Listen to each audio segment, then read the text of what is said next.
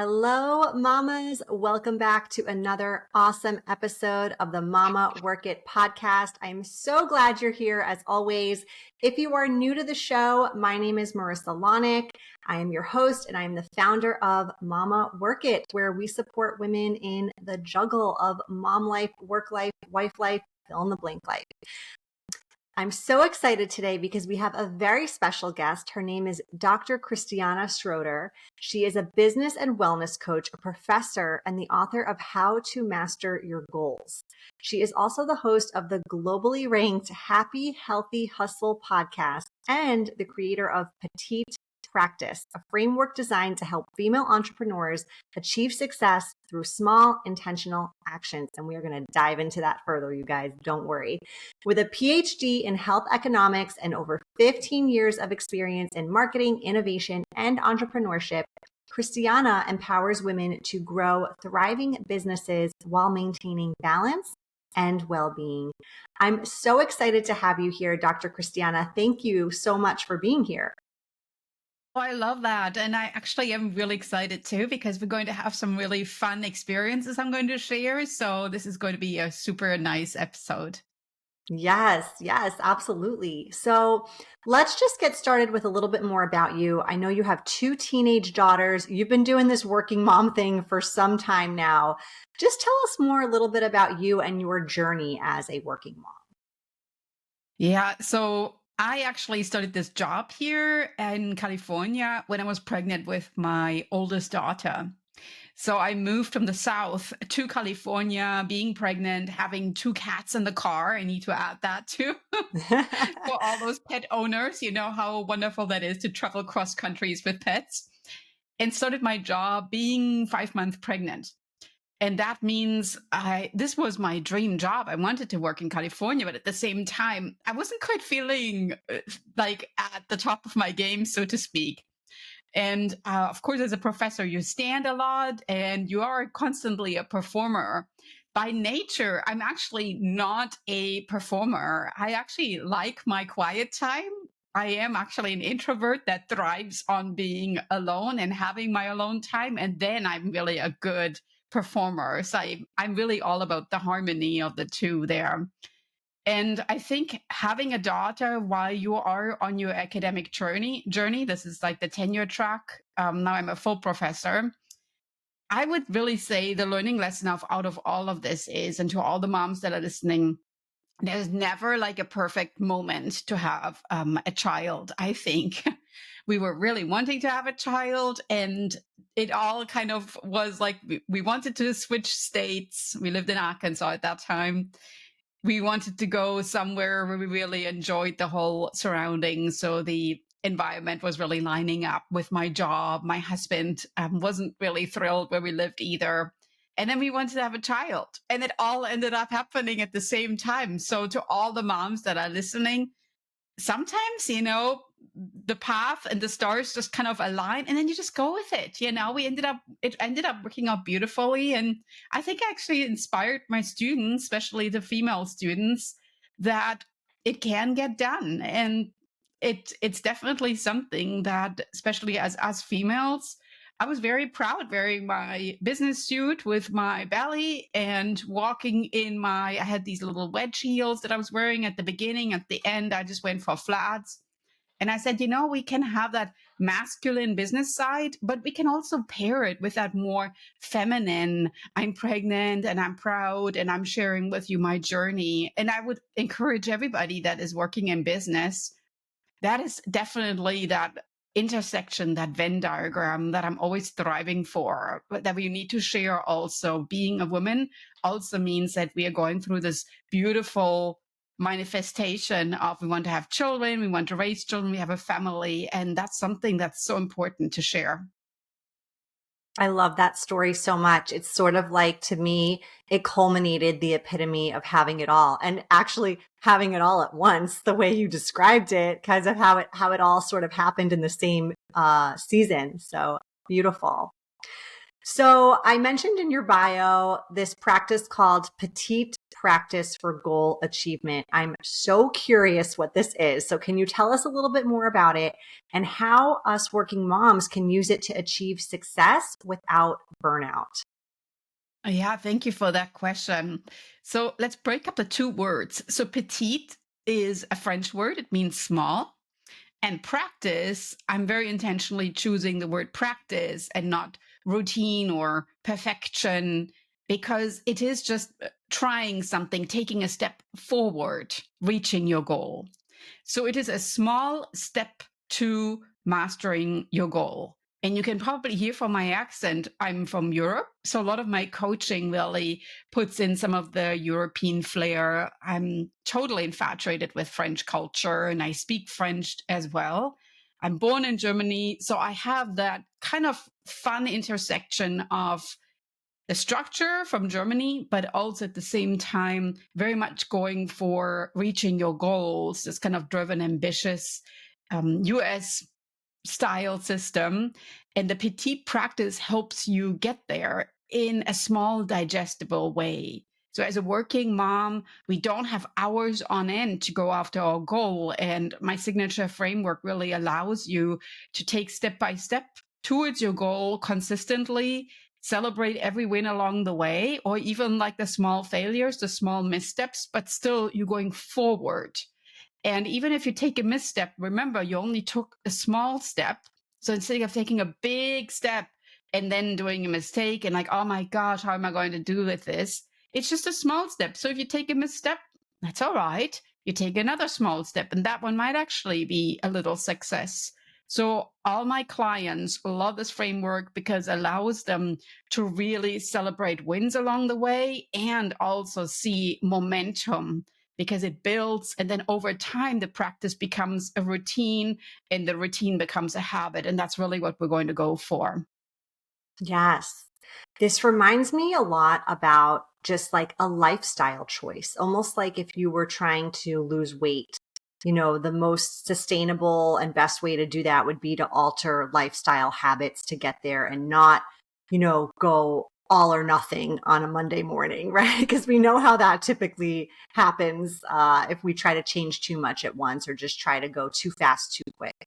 So I love that it's intentional in those small steps. And I also love that it's embracing, and I'll use the word failure, but it's not failure. I find it's always feedback. That's good advice a coach once gave me. It's never failure. It's always feedback. But it's really embracing those those moments and not giving up or getting down about them, but just sort of like taking them in stride, which I can really appreciate. Yeah, and I think that especially if you think, you're working mom and you only have these little windows of opportunity to actually do some work. It could be like even in the car when you're waiting for pickup, or it could be when you come home and there's like maybe a little window of opportunity when the kids are in bed. That's really what the petite practice is all about, that you look at your calendar and you can identify these little 5-15 minute windows. And then you put in some very intentional moves that really change your business over time. So all of my clients say, Christiane, I can't believe it. Like my business is just running now, even though I don't really feel I changed a lot. So it's not really like this sledgehammer approach, but it's more like we're weaving in little practices, as you mentioned, into your lifestyle to make your business run without making it a burden, or I hate this word, but I'm going to use it anyway, without making it overwhelming, right? Because you don't want to feel you're constantly on, but maybe there are just little moments in time where can weave something in. And that might actually pair with something I'm doing at that particular time anyway. Yes, yes. Reminds me of when I was building my business while working in the corporate world. I would commute by train and I would write all my social media posts when I was on the train. Like that's what I did with that time. And it was, 30 minutes. It's not every single day, but it was just intentional use of that time because what else was I going to do? Scroll social media, check work email. I could check work email when I get to work, right? So it was just a really good way to institute that. So, yeah. All right. So I have a question since you are a mom of teenagers. Sometimes people think that the older the kids get, the less they may need you. But I imagine that might be far from the truth, especially if you are in the stage of like preparing for college admissions or navigating peer pressure and all that might come with raising teens. So, how do you balance at the stage you're in growing a business while also remaining a very present and engaged mom? Well, this is such a great question. And I want to go back to the bio for a second. So keep in mind, I'm a professor. So I see the range from high school graduates, right? So the 18-year-olds, 22-year-olds, I see them on a daily basis. And in fact, I just calculated I had more than 10,000 students already that I taught in my innovation entrepreneurship classes. So large amount of students because I see them in the classroom. I know what to do with my teenage daughters. And I know that sounds really funny. You're like, oh, what does she see in the classroom? Well, I know in 5 years, they're going to be sitting somewhere at the university taking classes. And I see these students that are thriving. And sometimes I even ask them, what did it make you to get there? How did you interact with your parents? What's your contact with your mom? I ask them because I want to learn from them. And they're right there, right? This is my perfect audience. So with my teenage daughters, my number one rule is every evening we eat at dinner table. And I'm not going to let go for that. If they are in my house and they live with me, we're going to eat at the dinner table. And we're always going to start with what was your favorite part of the day? And what was maybe something that didn't go well? And let's talk about that. And what could I have done about this differently? And I want to address both things. One of them is that little win, and the other one is the failure. And I always tell my children, failure really just stands for your first attempt in learning, right? FAIL. So I want to normalize failure. So when I see my college students, they're sometimes very hard on themselves in terms of striving for perfectionism, or they need to have it all figured out. But in reality, they just left their home and they have to do life by themselves. I mean, it's a huge change. And I think that sometimes we need to be a little bit more graceful of difficult that really is, and they're still growing. So I really try to set up my daughters for the fact that you need to look back at your day, celebrate the wins, but also normalize failure. And at the same time, because we eat at the dinner table together, we also, of course, because I'm a health and wellness coach as well, we're also talking about, food or taking care of your body or taking breaks. What books are you reading? So there's this wellness component that we need, especially if you are dealing with teenagers, that you need to talk about and you need to normalize. And of course, I need to model that behavior to them too. So they look very much at me as their role model. And what is mom doing? Is she working out? Is she eating healthy? Is she taking care of herself? And so that is something that, especially if you're a mom of teenage daughters, you need to set that example for them. I cannot emphasize that enough. How much they really look at you, even when you don't always see them looking at you, is unbelievable. Yes. Yeah. I find that to be, it's like indirect parenting when you're just being your normal self, doing your normal things. They're absorbing that. They're following that to an extent. They're normalizing that as like what adulting is when they become adults. Hmm. Yeah. And another thing that you just mentioned with the indirect parenting. So my number one rule in life is, being kind. So when I go to stores, I always make a point in talking to the person that checks me out because they have to ask, I guess. So did you find everything okay? And then I ask them back, how is everything going for you? Has it been busy here? How is your day going? And they're always like, oh, so you actually asked me a question. Or we frequently see clients in town that I'm coaching or college students that I see in the classroom. And then they watch me interact with them, how I know their names, how I ask about where they are. And it's really that intention and that purpose that you need to focus on what is really the transformation that's happening and how can I help you get there? That kindness. And I think that is really, really important that you really focus on the petite practice, one thing at a time, instead of doing multitasking and doing like 15 things at once, not doing anything correctly. Yeah, yeah, great advice. Yeah. All right, let's bring it into the mind for a minute. So, what are the biggest mindset shifts that you think help your clients pursue their goals with confidence? Because especially in the season of like working motherhood, young kids, teenage kids, it can feel like there's no time for those goals. So, what are the mindset shifts that you work with your clients on this? I think that the biggest mindset shift really is celebrating 3 wins at the end of the day. Because frequently you look at your day like, well, that was like total waste of my time. And then I said, no, no, no, let's just get it out. Let's just get it out. Let's just get that paper out. We're going to look at it. What did you do? And what was maybe good about it? And then it's always the same. It's like, well, so yeah, I wrote these emails. It's like, right, you wrote emails. Yeah, but then when I hit send, I didn't really feel quite they were great. And I was like, did they need to be perfect? Do you really think that anybody reads them that closely? You got them out. So always celebrate progress over perfection, right? So you really need to look at what did I get done from your to-do list and transform that into like a ta-da list. Really celebrate wins. And I usually say 3 wins at the end of the day because it really propels your next day forward.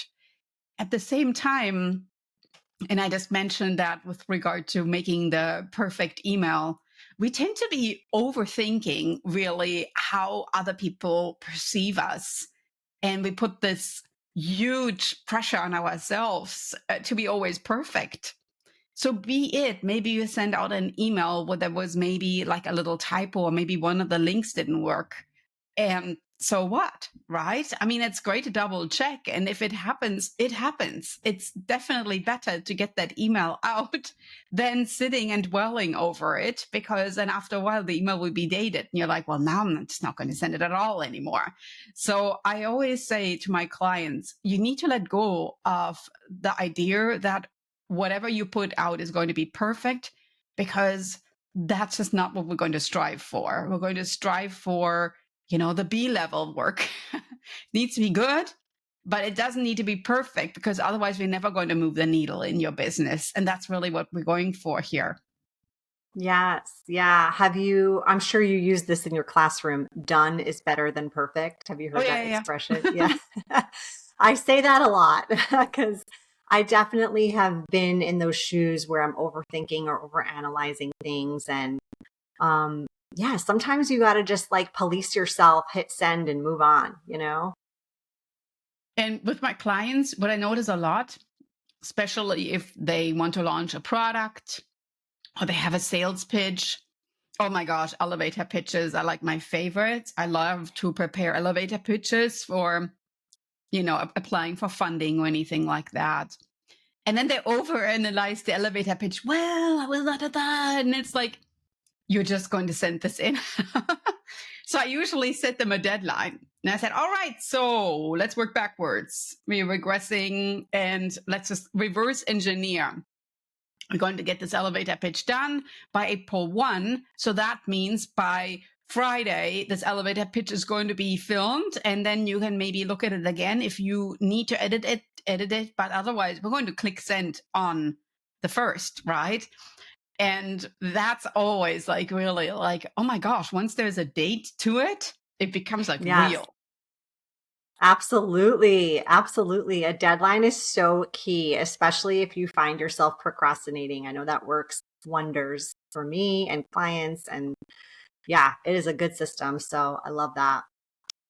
All right. Before we move on to our lightning round, I'm curious if there's just like one piece of advice that you'd give to moms who feel like they have these goals or they have this one thought or idea, but they haven't gotten started or they haven't completed it. That's a great question. I mean, you're kind of like feeling you're stuck, you're overwhelmed, you're kind of like what I call in the messy middle. right? So make me like, where am I, etc. What sometimes helps, and quite honestly, I think that's a big transition, especially if you're working mom from home, is that you create a little bit of room in your home where it's going to be your office space. Because once you actually have like a dedicated desk, maybe you even have like some beautiful office accessories, let's call it like that, like some nice lighting or a cute chair or anything like that. It actually really helps because that will be your oasis of productivity, so to speak. And I see this all the time. I even go sometimes to my client's office, or if they don't live in the same state, we do like a Zoom and I look at it. Because I think if you're stuck or overwhelmed and you don't have a dedicated workspace, maybe you're working at your kitchen or your dining room table, it's really hard to actually get going because you need to clean up the kitchen to actually get your work done. Or, maybe like sometimes they work on the couch or something in between. But if you have that dedicated workspace, could even be part of the room, I think that's really when the magic happens because you're like, oh, that's mine. And that's where my work can happen. And then set some time aside that you're actually going to go to your desk and get that work done and put your work right there. Maybe little sticky notes with mantras or like some beautiful pictures of your children, some things that bring you joy so that you associate your work more with something that's actually meaningful. And your children will ask you about it too. They're like, oh, mom, like, have you used your desk yet? Or maybe they can make you a drawing for it and you can put that up and it brings a smile to your face. That is so important. That exterior environment is absolutely intentional because now you really put a meaning to your mess, right? So that messy middle all of a sudden becomes the structured work environment. God, I love that advice. So good, so practical, so tangible, and really does make a big difference. I remember when I did create that space in my previous home, and it was honestly, I think it really helped me finish my first book. I mean, it was like such a game changer to have a dedicated space for just, the work that you're doing or the business you're building or whatever that is. So, yeah, I love that. Thank you so much for sharing that. All right, Dr. Christiana, we are at the time in our episode where we're going to move in to the lightning round. This is where I like to ask guests just random, fun questions to get to know you a little bit more personally. Are you ready? Of course. All right, good. If they made a movie about your life, who would you want to play you? Well, I was kind of like thinking, I like Cameron Diaz a lot, right? I think that she's super fun and bubbly. And one of my absolute favorite movies is The Holiday. Love the clothing that she's wearing, and she's in California. So, and I think there's a lot of attributes that I associate with her. So I think that she would be absolutely fabulous. My second best and runner up would definitely be Meryl Streep. That movie, The Devil Wears Prada, is always on my top list, partially because it takes place in Paris. But she has that really strong power, that kind of masculine means feminine that I'm striving for myself. And she's just such a role model. Those are great choices. I could see both of those for you. Thank you. Absolutely. What is your go-to like get it done song? Mm. I frequently play that song. I'm also a fitness instructor. So I teach a lot of hours of fitness at the recreation center on campus. And frequently I play this song in my early morning Pilates classes. It's called Calm Down by Selena Gomez. And it has a really nice beat. But think about the meaning of the song. It's a calming down song, but it has a strong beat that empowers you, but not like in a hype song type way. And I think that is really something I'm striving for myself. I don't want to get like all like jazzed up, but I rather want to have that strong, calm energy that really helps others maybe transform their power into something amazing. And that's ultimately really what we're going for. Plus, Selena Gomez, that's kind of wonderful right there, too. Yeah, yeah, I'm a fan of her as well. What is an app that you just cannot live without? Every day, I use my Duolingo to keep practicing my French. And that app is something that I absolutely love. It ties in with my Petite Practice too, because I was at a point in my life when I moved to the United States to where I let go of speaking French because I used to travel to Paris so much. And then it's not like I'm running into French people here all the time. So I kind Right. of realized, oh my gosh, my French gets really rusty. So Duolingo, I do it on a daily basis, maximum 15 minutes. And I break it actually sometimes even up into 5 and 5, and that's it, like 10 minutes per day. It's such a petite practice powerhouse because you just do a little bit and it keeps your memory fresh with that language.